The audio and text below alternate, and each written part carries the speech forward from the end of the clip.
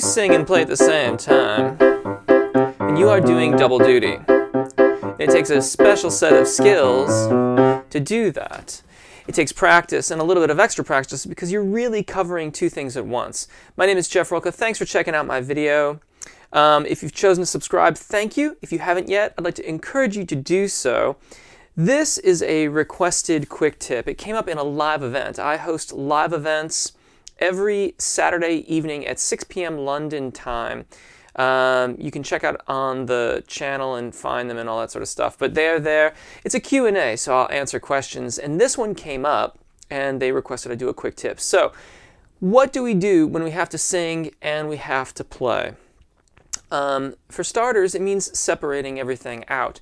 First of all, practicing whatever in my case, it's piano and guitar. If you've got a particularly challenging piano part or a particularly challenging guitar part, or even just chord progressions, even if you just have to memorize,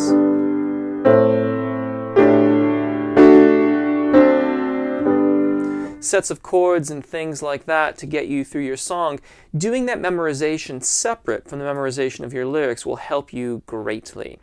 Now, if you've got like a really complicated fingerstyle or finger-picked guitar part, that may take even a little bit extra practice to do that. Next, do the same thing with your vocal parts. So what I will often suggest to my clients is that just any old way to record yourself, record the accompaniment part, or in other words, the instrumental part, whatever that may be, if it's just some little chords or things like that.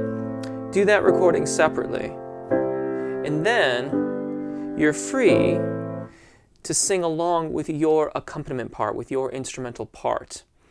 You could also do it the other way. If you record like in GarageBand or another type of pro audio program, you could then mute out the guitar part or piano part and then play along with your vocal. Now, to do that really well, you're going to have to use a metronome. But the thing is that we should really be practicing with metronomes, or nowadays they typically refer to them as click tracks. These are incredibly useful tools to us. It's not a crutch. All too frequently, these click tracks or metronomes are talked about as if it's a crutch, but it is a tool in your tool chest that will make you a better overall musician. And this is why. If you've got a part that's really tough, such as the thing that I opened with wasn't terribly difficult, right?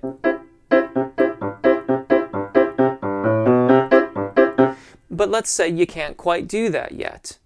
Banging your head up against the wall trying to go that quickly isn't going to help you learn to do it. You take the metronome, practice it slowly. Make it nice and even. Really metronomical. You can play with it more later as you get more comfortable with it. And from there, you gradually bring your tempo up.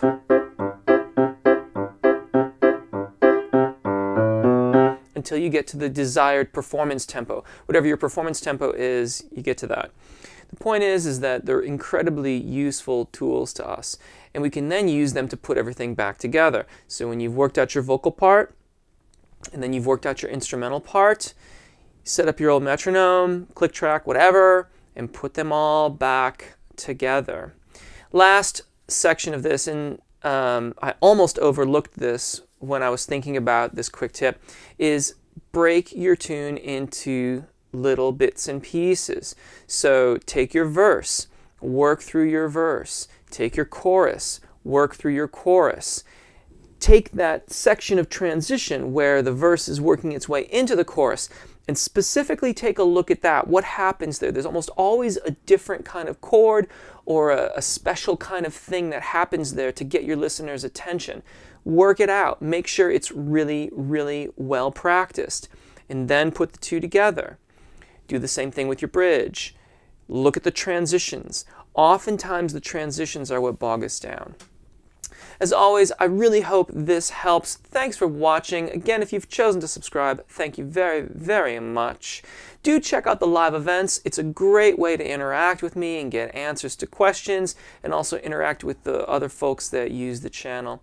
As always, my name is Jeff, and thank you very, very much one last time. Take really good care of your voices, enjoy singing, and hopefully we'll see you again. Bye.